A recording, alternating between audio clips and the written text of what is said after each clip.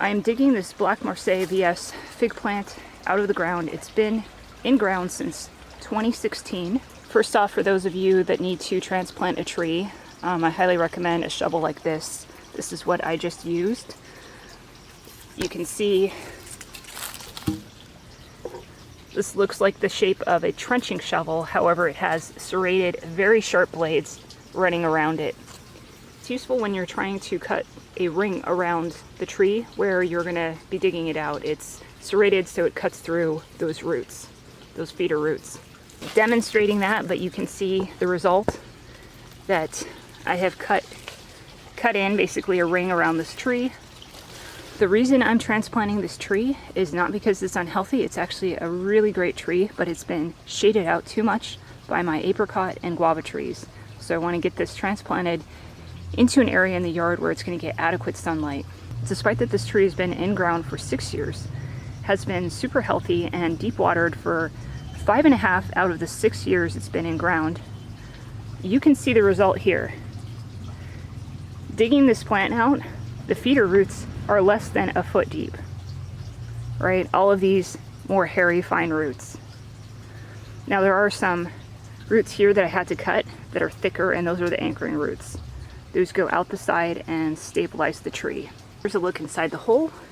You can see really not all that deep. The plant was almost like a pancake sitting on the top. We do have some roots, coming out of the side here. Those are the ones that I cut that anchor the tree. So there are plants like mulberry that don't have so much these anchoring roots that go out to the side. They have a large taproot that runs straight down in the middle. Whether it's an anchoring side root or a deep taproot, the main purpose of those roots is to stabilize the tree. Here's a look at the tree. I chopped it way back. When you are going to transplant a mature tree like this, you definitely want to take off a good amount of the branches. For sure, the feeder roots were going well beyond the canopy into other areas. So because I've cut that, reduced the energy that can go to this plant, we also need to reduce the size of the plant to kind of balance the two.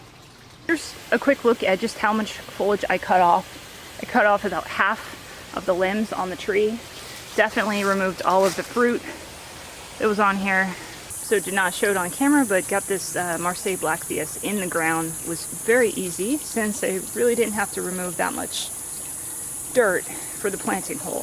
That's the huge difference between transplanting a tree that's been growing in our clay soil for many years versus buying a plant that's been living a container lifestyle in ideal soil mix. That's why your container plants can get thick, deep roots. Clearly, nurseries are not going to put clay into the containers of plants they sell because they would end up killing them. With that kind of soil depth, the tree would suffocate. So this video is not about making you believe in my watering practices. It's just showing you a real life example of what the soil does to plants in our climate. And to think about that as you go to water your plants and what makes the most sense. Sure, you can go ahead and dump a lot of water on your trees. Just know you're not really benefiting them.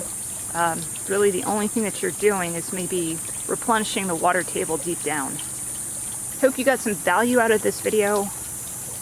Thanks for watching and happy gardening.